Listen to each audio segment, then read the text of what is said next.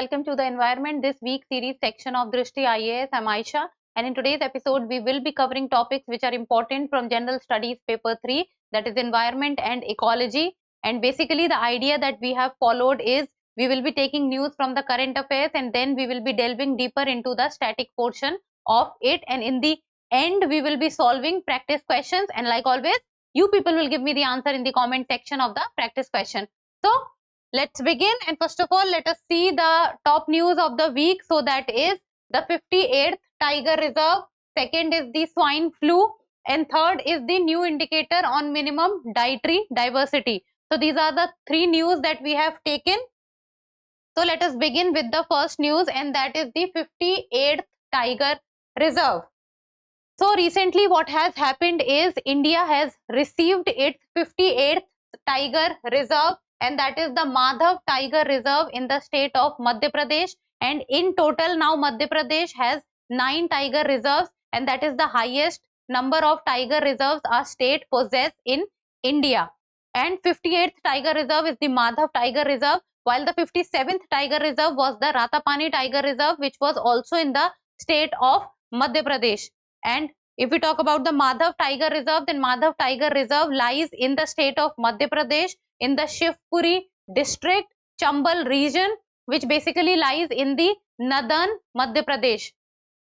So it was established during the time of 1958, and the area which is covered by the Madhav National Park is the 354 square kilometers. And if we talk about the flora and the fauna, then that is dry deciduous forest with teak, sal and dhok trees, and it is home to tigers, leopards, wolves, chinkara, nilgai and crocodiles. Then if we talk about the historical significance of the Madhav National Park, then it is named after Maharaja Madhav Rao Scindia, who was earlier or who used to earlier use this ground as a royal hunting ground. Then the reintroduction of tiger took place in the ground, and which started in the year 2023 with 3 tigers including 2 females was introduced. And the Madhav Tiger Reserve or the Madhav National Park came to the news with regard to the tigers when 2 cubs was born, and this shows that the conservation of tiger project or the conservation of tiger was the project or the program was going on very well. Then the major attraction in the national park was there is Shakhya Sagar Lake, George Castle and eco-tourism activities. And if we talk about the tiger, then the Royal Bengal tiger is the national animal of India. And if we talk about the IUCN status, that is the conservation status of IUCN, then it is endangered. And if we talk about the CITES status, it comes under Appendix 1. If we talk about the Wildlife Protection Act 1972, then it comes under Schedule 1. So in India, the tigers enjoy the highest protection. Then let us talk about the journey of tiger conservation in India. So tiger population in India as of now goes above 3,600. So during the time of 2006, it was around 1,400. Then 2010, 1,700, 2014, 2,200, 2018, 2,900, and in the year 2023-2024, it has reached above 3,600. Then if we talk about the state-wise list of tiger reserves, then Madhya Pradesh has 9 tiger reserves, Maharashtra 6, Karnataka, Rajasthan and Tamil Nadu has 5 each, Assam and Chhattisgarh has 4 each, Arunachal Pradesh and Uttar Pradesh 3 each, Kerala, Odisha, Telangana, Uttarakhand and West Bengal 2 each, Andhra Pradesh, Bihar, Jharkhand and Mizoram has 1 each. Then if we talk about the tiger conservation journey in India, let us talk about few of the landmark events that has taken place, and that is in the year 1969, ban on the export of all wild cat took place. And if we talk about the big cat species, then there are 7 big cat which are found and 2 are not found in India, and that is puma and jaguar. Then 1972 Wildlife Protection Act was enacted, and then 1973 Project Tiger was launched, one of the landmarks with regard to the conservation of tigers in India. Then 2006 amendment in the Wildlife Protection Act took place, which resulted in the establishment of the NTCA, that is the National Tiger Conservation Authority, and it is the NTCA which looks after the conservation of tigers in India. And then the Wildlife Crime Control Bureau was also established. Then in the year 2010, Global Tiger Reserve Day was celebrated, and the international effort was for tiger conservation was also realized. Then in the year 2023, International Big Cat Alliance was launched, and this became a major and a landmark event because the introduction was done by India. Now, what is basically a tiger reserve? So, a tiger reserve is a protected area which is meant for the conservation of Bengal tigers and their ecosystem, because when India got independence during the time of 1947, during this time what happened was that the number of tigers was going down, and the illegal trade and poaching of tigers was also done for their skin. But then after a need was felt that the conservation of tiger needs to be done, and with that regard the Project Tiger was launched in the year 1973. Then the Tiger Reserve falls under Project Tiger 1973, which is a centrally sponsored scheme by the National Tiger Conservation Authority. And these reserves ensure tiger population growth, habitat conservation, and human wildlife conflict mitigation, because the human wildlife conflict with regard to tigers was on a rise, as the number of tigers are also on a rise. And if we talk about, then the habitat of tigers is not in very good shape. Now, what is the procedure to designate a tiger reserve in India? So basically the proposal and identification, the proposal is given by the state government after looking at the desired options, that the area or the national park or the wildlife sanctuary has the proper conditions and terms which is required for an area to be designated as a tiger reserve. And then the proposal is sent to the NTCA, that is the National Tiger Conservation Authority, and then NTCA evaluates the proposal, and it looks at the factors like the tiger presence, ecological balance, community impact, whether the availability of prey for tigers are there or not. And then the notification for the announcement of the tiger reserve was again done by the state government. So the proposal is first given by the state government, then proposal goes to NTCA, NTCA approves it, and then the notification for the tiger reserve is again done by the state government. And this has been done under the Wildlife Protection Act 1972. So this was the first news about the 58th Tiger Reserve of India. Now coming on to the second news, and that is the swine flu. So recently the cases of swine flu has been on the rise, and specifically in the nation's capital Delhi, the number of swine flu cases are on a rise. So the spike in patients which is affected by influenza A and B and H1N1 viruses has been observed, and H1N1 virus is commonly known as the swine flu. So if we talk about the nature of virus, so that is H1N1 is a subtype of influenza A virus. So H1N1 subtype of influenza A virus, which is commonly known as swine flu, and it can affect both humans and pigs. So both humans and pigs can be affected by it, primarily causing respiratory illnesses. So that a person feels problematic with regard to the respiratory problems, that is with regard to the breathing issues. Then how the transmission of swine flu is done? Then the virus is spread through respiratory droplets. When an infected person coughs or sneezes or talks, it can also be contracted by touching contaminated surfaces. Now imagine if this is the first person who is a contaminated person, this is the second person, a normal person, but both are talking, and the first person, because it is contaminated and is suffering from the swine flu, coughs or sneezes in front of the second person, and then there are very high chances that the second person will also catch the virus. Now the contagious period, so that is the virus is contagious from the day before symptoms appear until about 4 days after they start. So you can say about a week. Children and immunocompromised individuals may remain contagious for a longer period. So you can say that the children and the people who have weak immunity levels are are at higher risk of suffering from the swine flu.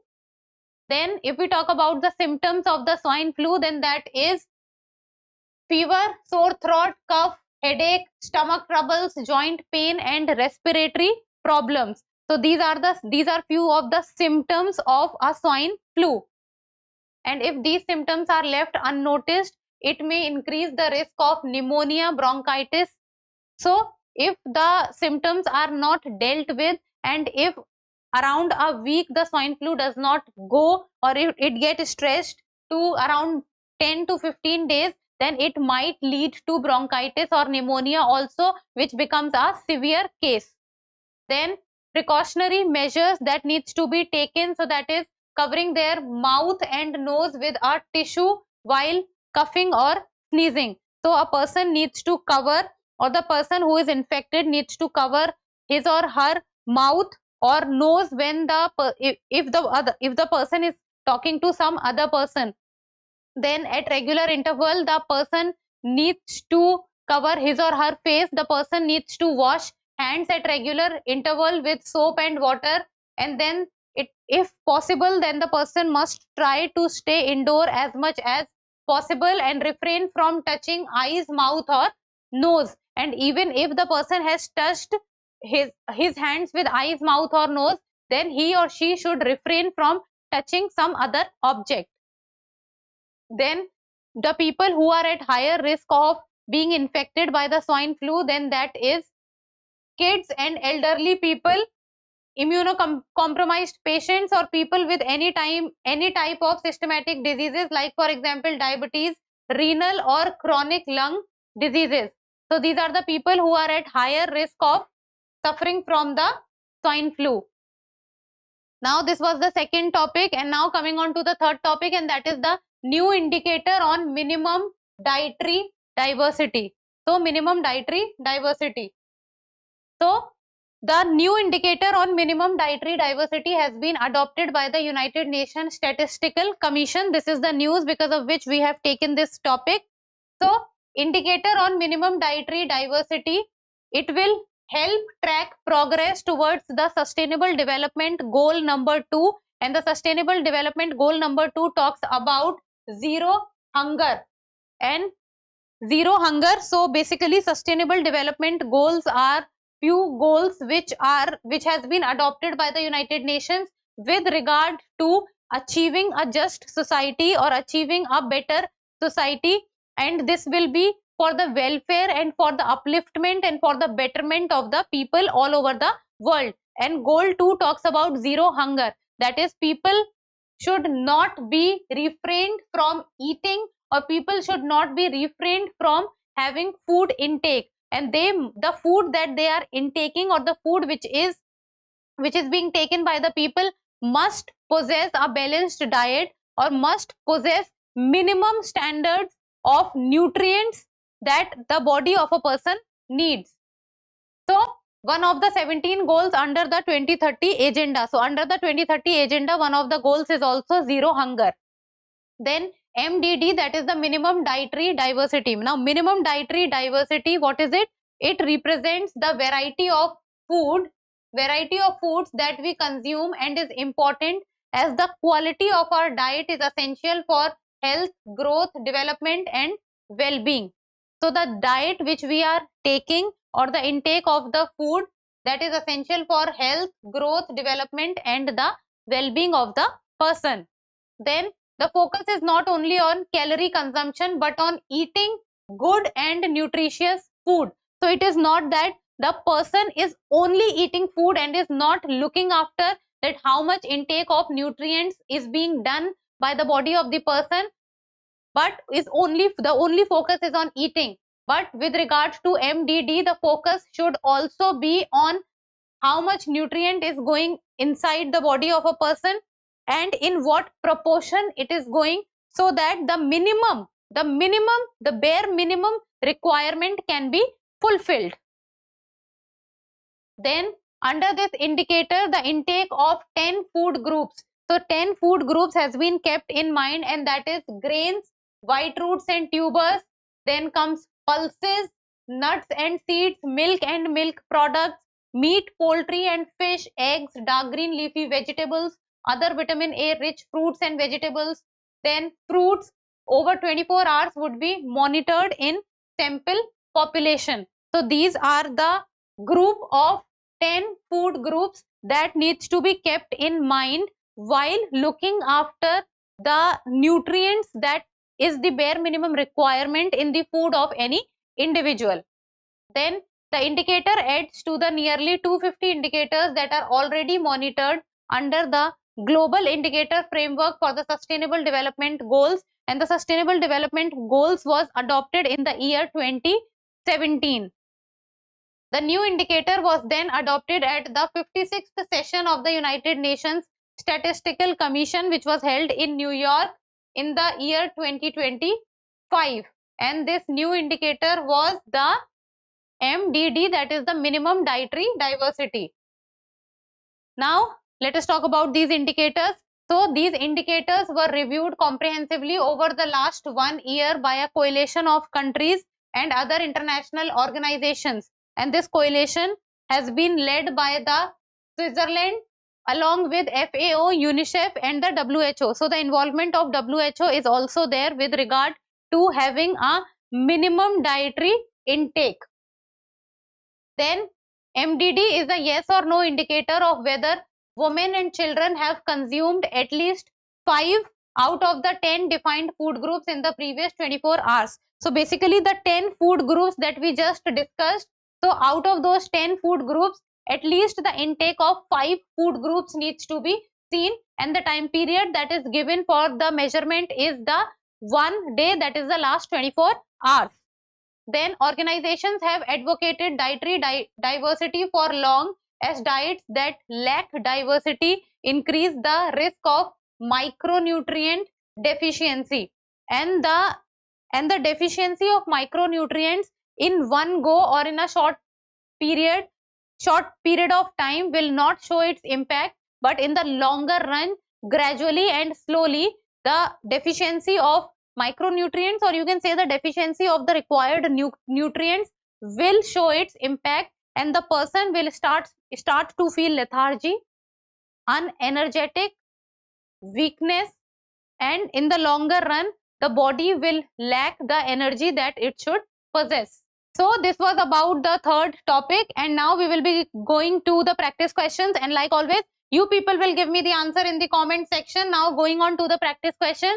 The first practice question is, and how are you people going to give me the answer? So that is in the comment section, just write 1, 2 and 3 and the answer of all 3 in front of it. So the first question is, the Project Tiger was launched in which of the following years? 1971, 1972, 1973 or 1974? Second question, the H1N1 is a subtype of the influenza A virus commonly known as hantavirus, swine flu, coronavirus or none of the above. Now coming on to the last question, and that is the question number 3. So that is the SDG 2, that is the Sustainable Development Goal 2, deals with which of the following? So that is climate change, end poverty, gender equality or zero hunger. As we have discussed all 3 questions in the video, I am expecting you people to give me the right answer in the comment section. So give me the right answer in the comment section, and that's all for today. Thank you so much for watching. Till we meet next time, keep reading, keep writing and keep subscribing to the channel. Thank you.